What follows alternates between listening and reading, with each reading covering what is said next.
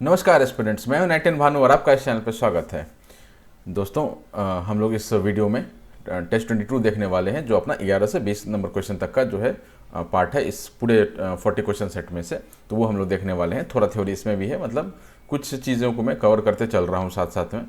ठीक है, और मैं उतना ही डाल रहा हूँ जितना मुझे लगता है कि सवाल के दायरे में आता है। ठीक है, तो आगे बढ़ने से पहले प्लीज़ सब्सक्राइब और शेयर करें। सब्सक्राइब तो कर ही लें और उस बेल आइकन दबा दें, जब जब मेरा वीडियो आए तो बेल बजता रहे। चलिए, तो आते हैं टॉपिक पे। हाँ, एक और चीज़, डिस्क्रिप्शन में आपको टेलीग्राम का लिंक मिल जाएगा, वहाँ आपको नोट्स मिल जाएंगे। ठीक है, इंस्टाग्राम का लिंक मिल जाएगा, वहाँ मैं मिल जाऊँगा, और यूपीआई आईडी मिल जाएगा, जहाँ मेरा बैंक अकाउंट मिल जाएगा। अगर आप कंट्रीब्यूट करना चाहें तो प्लीज़ करें।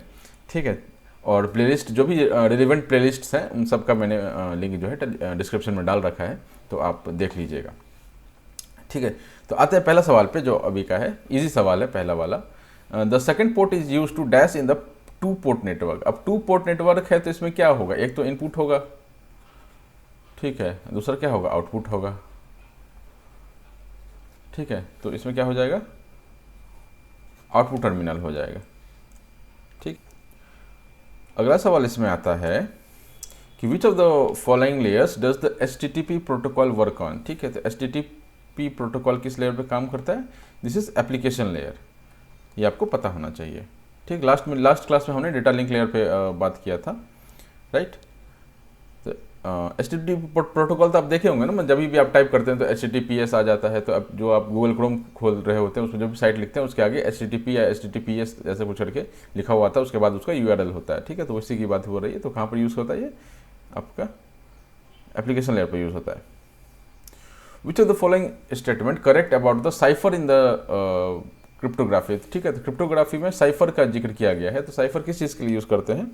इनक्रिप्शन एंड डिक्रिप्शन के लिए यूज़ करते हैं। ठीक है, मतलब बेसिकली आपको चीज़ों को कॉन्फिडेंशियल बनाना है ना। कॉन्फिडेंशियल बनाने के लिए क्या करते हैं? उसको इनक्रिप्ट करते हैं, डिक्रिप्ट करते हैं। तो इनक्रिप्ट करते हैं जब भेजना होता है, और जब हमको मिल जाता है तो उसको क्या करते हैं? खोलते हैं, यानी कि डिक्रिप्ट करते हैं। ठीक है, चलिए, सोनेट स्टैंड्स फॉर। सोनेट किस चीज़ के लिए होता है? सोनेट होता है सिंक्रोनस ऑप्टिकल नेटवर्क। ठीक है, ऑप्शन बी इसका आंसर हो जाएगा, सिंक्रोनस ऑप्टिकल नेटवर्क। ठीक है, सोनेट का फुल फॉर्म हो गया। ये क्या काम करता है? ये आपका टेलीफोन लाइन में यूज़ करते हैं हम लोग, टेलीफोन लाइन में यूज़ होता है। और ये वेरियस सिग्नल्स को है ना ऑप्टिकल फॉर्म बदलता है। नाम ही ऑप्टिकल लगा हुआ है, तो आपको मैंने अगर सवाल आ जाता है कि क्या करता है ये, तो जो डिफरेंट टाइप ऑफ सिग्नल्स होते हैं उनको ये ऑप्टिकल सिग्नल में बदलता है। How many layers are there in SONET? SONET में कितने लेयर्स होते हैं? सोनेट में हमारे पास 4 लेयर होते हैं। ठीक है, 4 कौन से होते हैं हमारे पास? Path, line, section, photonic. ठीक है, ये 4 लेयर होते हैं। इसे ज़्यादा जानने की ज़रूरत नहीं है। ठीक है ना। अगला है अपना rake receiver design for. Rake receiver किस चीज़ के लिए होता है? मल्टी पाथ फेडिंग के लिए होता है। ठीक है, तो इसको थोड़ा समझते हैं रेक रिसीवर को। मान लीजिए ये सेंडर है यहाँ पर, और यहाँ पर एक रिसीवर है। ठीक है, एक रिसीवर यहाँ पर है। अब क्या करेगा सेंडर क्या करेगा? इसको सिग्नल भेजेगा। ठीक, तो ये सिग्नल जो, ये रेडियो सिग्नल जो है, इसमें एक समस्या आ जाता है कि जो एटमॉस्फेरिक कंडीशन है उसके कारण इसको रिफ्लेक्शन और रिफ्रैक्शन फेस करना पड़ता है। तो एक तो उसने जैसे भेजा वैसे ही पहुंच गया। दूसरा क्या होगा? मान लीजिए थोड़ा जिगजैग होकर रिफ्रैक्शन होकर के ऐसा करके पहुंचेगा यहाँ पर। ठीक है, दूसरा क्या होगा कि रिफ्रैक्शन होकर पहुंचेगा। ठीक है, तो मान लेते हैं कि 3 तरीके से पहुंचा है, और भी तरीके होंगे लेकिन इस मान लेते हैं। अब ये क्या होता है? इनके फेजेस अलग अलग हो जाते हैं। फेजेस एक फेज में नहीं रहता है। ठीक है, तो इस चीज़ को हैंडल करने के लिए आता है रेक रिसीवर। ठीक है, what is the high rate in zigzag code? Zigzag code में हाई रेट क्या होता है? पहले तो अपना सवाल यही आता है कि जिगजैग कोड होता क्या है। ठीक है, zigzag code type of linear error correcting code है। ठीक है, क्या है ये? Type of linear error correcting code. ठीक है, ये आपका जिगजैग कोड है। इसका हाई रेट फार्मूला क्या है? इसका हाई रेट फार्मूला हो जाता है J/J+1। अब J क्या है इसमें? नंबर ऑफ बिट्स पर सेगमेंट। ठीक है, इसको भी ध्यान रख लेंगे कि ये जे जो है अपना this is number of bits by segments, ठीक है। पर सेगमेंट से मतलब बाय सेगमेंट होता है, ठीक है। What is the size of sender window in go back and ARQ protocol, ठीक है। ये हमारे पास 3 सवाल बचे हैं, तो तीनों को देख लेते हैं, फिर हम लोग थोड़ा समझने चलेंगे क्या इसमें क्या है नहीं है, ठीक है। हम क्या समझने के लिए जाएंगे, go back and ARQ protocol जो है ये समझने के लिए चलेंगे, ठीक। तो what is the size of sender window, क्या होता है, सेंडर विंडो का साइज क्या हो जाएगा, n हो जाता है। n यहाँ पर है नहीं है, यानी कि इसका आंसर नन ऑफ द हो जाएगा, ये होता है अपना, ठीक है। सेंटर विंडो का साइज n होता है। दूसरा क्या, what is the efficiency of the go back and ARQ protocol, go back and ARQ protocol का एफिशिएंसी क्या है, ये पूछा गया है। इसका आंसर B हो जाएगा, B is n equals to n upon 1 + 2a, ठीक है। तो इसका आंसर हो जाता है। अब क्या कैसे होता है समझते हैं अभी। What is the size of destination port in UDP protocol, तो 16 बिट्स का होता है। UDP is user datagram protocol, है ना। तो इससे क्या साइज होता है, इसमें 16 बिट का साइड से हम लोग डेस्टिनेशन पोर्ट को पहचान लेते हैं। अब आता है समय कि भाई थोड़ा ARQ वाला जो चीज़ है उसको हम लोग थोड़ा समझ लें। अब go back and ARQ protocol जो है इसको समझने के लिए थोड़ा हमको इसका बाप दादा के बारे में जानना पड़ेगा, है ना। तो बाप दादा हमारे यहाँ बैठे हुए हैं, है ना, ठीक। तो ये कहानी शुरू कहाँ से होता है, कहानी शुरू होता है आपका फ्लो कंट्रोल इन नेटवर्क से, ठीक है। जब भी आप नेटवर्क में क्या होता है, एक सेंडर होता है, एक रिसीवर होता है, राइट। वो उसको मैसेज भेजेगा, रिसीवर उसको बताएगा कि हाँ भाई हमारे पास मैसेज पहुँच गया। तो ये जो फ्लो कंट्रोल है इसमें क्या क्या परेशानियाँ आ सकती हैं। परेशानी ये आ सकती है पहली कि जो भेजा है वो पहुँचे ही नहीं, दूसरा जो जितना भेज दिया उतना उसको संभाल ही नहीं पाए, ठीक है। तीसरा कि आपका कुछ गलत मैसेज भेज दिया हो, ठीक है। तो ये सब परेशानियां जो हैं वो आपका फ्लो नेटवर्क में आ सकता है। तो इस चीज़ को क्या करते हैं, मतलब डेटा हमारा लॉस नहीं हो और रिसीवर को सब कुछ मिल जाए, तो उस चीज़ को हैंडल करने के लिए हमारे पास ये आ जाता है flow control in the network, ठीक। तो इसका पहला लाइन क्या है यहाँ पर देखते चलिए, आप थोड़ा थ्योरी समझते चलते हैं क्या काम करता है। Handling of data flow between different nodes. अब नोड्स क्या हो सकते हैं, कंप्यूटर्स हो सकते हैं, प्रिंटर्स हो सकते हैं, वायरलेस डिवाइसेज हो सकते हैं, ठीक। तो आपको समझ में आ गया flow control in the network का क्या मतलब है, कि डेटा फ्लो को हम लोग हैंडल करना चाहते हैं। क्यों हैंडल करना चाहते हैं, क्योंकि जल्दी से जल्दी पहुंच जाए मैसेज उसके पास और एफिशिएंटली पहुंच जाए, मतलब कम से कम लॉस हो, ठीक है, राइट। तो effective data transfer in the new network. अब ये किस लिए करते हैं, effective data transfer in the network, ठीक है। नेटवर्क में इफेक्टिव डेटा ट्रांसफर का मतलब वही होगा कि लॉस कम से कम और टाइम कम से कम, ठीक। अब ये लॉस प्रिवेंशन लिखा ही हुआ है, राइट। अब देखिए ये जो flow control in the network है इसको हम लोग 2 तरीके से इंप्लीमेंट करते हैं। पहला तरीका है स्टॉप एंड वेट प्रोटोकॉल, ठीक है, और दूसरा है स्लाइडिंग विंडो प्रोटोकॉल, ठीक है। ये 2 अपने होंगे, ये पहला है, ये स्लाइडिंग विंडो दूसरा है। तो पहले स्टॉप एंड वेट देखते हैं, है ना। स्टॉप एंड वेट में क्या होता है, सबसे सिंपल है ये चीज़, ये ध्यान रखिएगा, ये सवाल उठ के आ सकता है, ये सारे सवाल वाले ही पॉइंट्स हैं, ठीक है ना। तो आप दिमाग में सेट कर लीजिए इन चीज़ों को, ठीक है। स्टॉप एंड वेट क्या है, मोस्ट सिंपल है। अगर आपसे पूछ दे कि फ्लो कंट्रोल में मोस्ट सिंपल आपका प्रोटोकॉल कौन सा है, तो स्टॉप एंड वेट है, ठीक है। गारंटीड ट्रांसमिशन है, लॉस का चांस है, लॉस तो होता ही है लेकिन ट्रांसमिशन होगा ही होगा, ठीक है।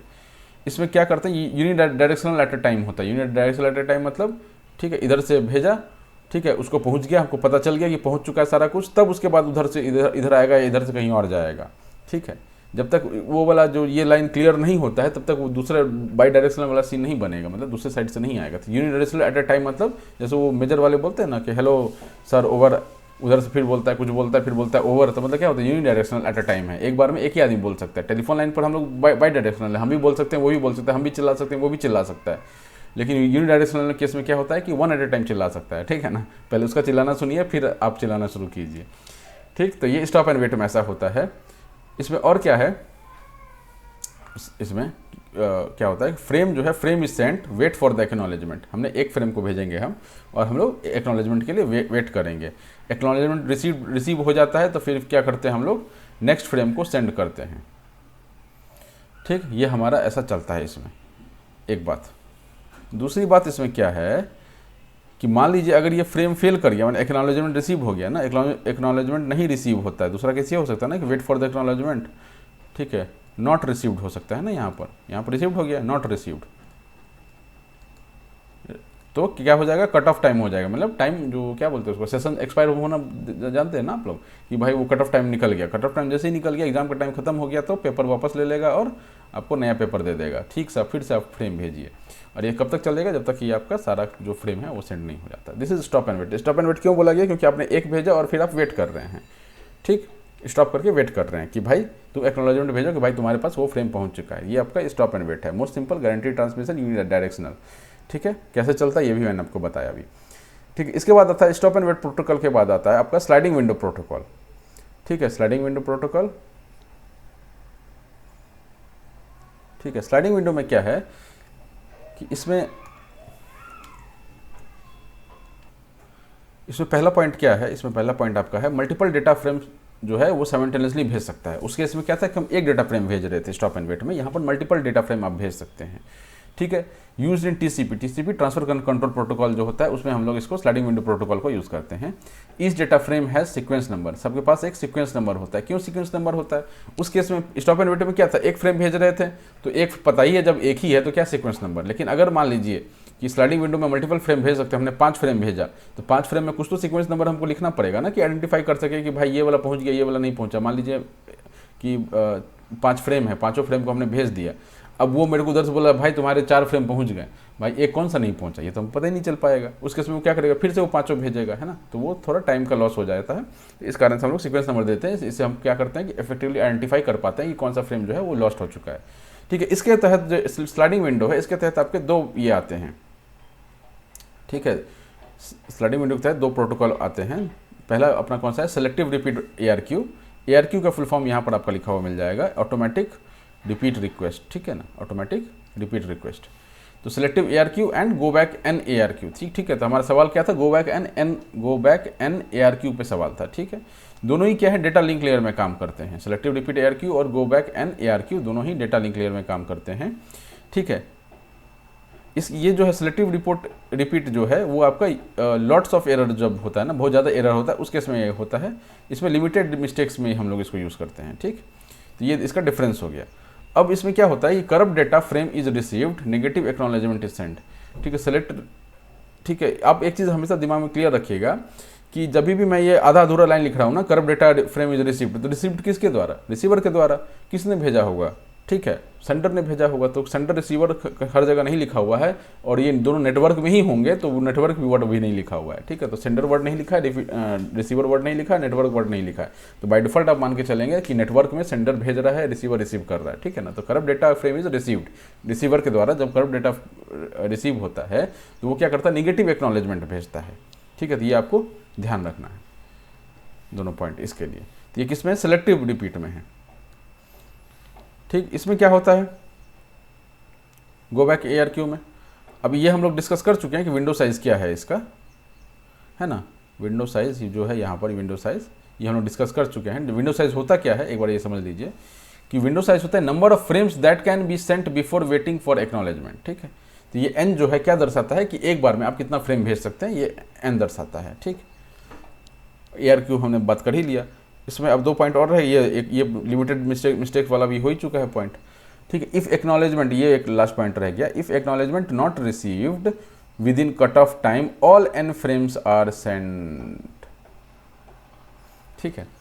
तो कहने का ये मतलब है कि इसमें जो है, अगर मान लीजिए 3 फ्रेम थे, तीनों उसको कोई क्या बोलते हैं, मतलब एक्नॉलेजमेंट नहीं मिला कि भाई तो उसके पास पहुंच चुका है, तो वो क्या करेगा, तीनों फ्रेम कट ऑफ टाइम के बाद फिर से भेज देगा, ठीक है। वो साइट्स होते हैं ना, साइट्स जैसे OTP साइट, सॉरी OTP सोचिए, समझिए, या आपने OTP मंगाया, अभी OTP के लिए वेट कर रहे हैं, नहीं आया OTP, तो 20 सेकंड 19 सेकंड होता रहता है। जैसे 19 सेकंड हुआ, कट ऑफ टाइम निकल गया, फिर से आप OTP के लिए ये कीजिए, मतलब पिंग कीजिए उसको कि भाई मुझे OTP भेज, ठीक है। तो वही चीज़ यहाँ पर हो रहा है कि अगर सही टाइम तक उसको पिंग नहीं मिला, मतलब एक्नॉलेजमेंट नहीं मिला, तो वो क्या करेगा, फिर से उसको सारा फ्रेम भेज देगा। तो इसी के साथ हमारा ये ख़त्म होता है। ये जो आप फ्लो कंट्रोल है आप एक पेज में देख सकते हैं यहाँ पर, ठीक है। एक बार ये 40 क्वेश्चन खत्म हो जाता है, मैं सारे उठा के ग्रुप में डाल दूंगा, ग्रुप ज्वाइन कर लीजिए, ठीक है। और जो कंट्रीब्यूट करना चाहें, सपोर्ट करना चाहें सर को, वो कर सकते हैं, आपका UPI ID मिल जाएगा इसमें, ठीक है, स्कैन भी डाल दूंगा अगर जस्ट इन केस कि किन्हीं को बहुत मतलब ये लगता हो, मतलब क्या बोलते हैं उसको, आलसी टाइप के होते हैं ना कुछ लोग, मतलब कि भाई कौन खोलेगा कैसे खोलेगा, तो मैं स्कैन डाल दूंगा यहाँ पर। चलिए, टाटा, ऑल द बेस्ट।